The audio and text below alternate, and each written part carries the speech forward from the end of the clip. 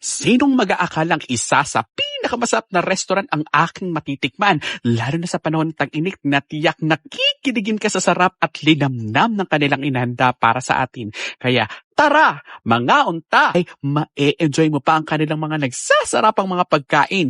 Amoy pa lang, naku, maglalaway ka talaga sa hitsura at dami na kanilang mga serve sa'yo.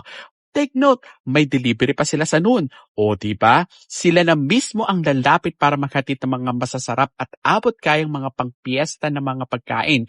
For only 28.99 ay ma-enjoy mo na ang mga nag-uumapaw na pagkain na may kasama pang tubig na panulak. O kompletong bilya na petso with only rice with iced tea for only 23.99 lang. Man ang kanilang Boodle Fight.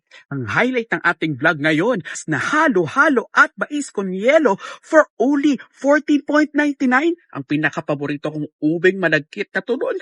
Unang kagat, ay matutulala ka talaga sa sarap at linamnam ng kanilang panghimagas. Lasap na lasap mo talaga ang ubing ng turon. Kaya saan ka pa? Tara na at mag-dine-in tayo dito lang sa Fiesta Avenue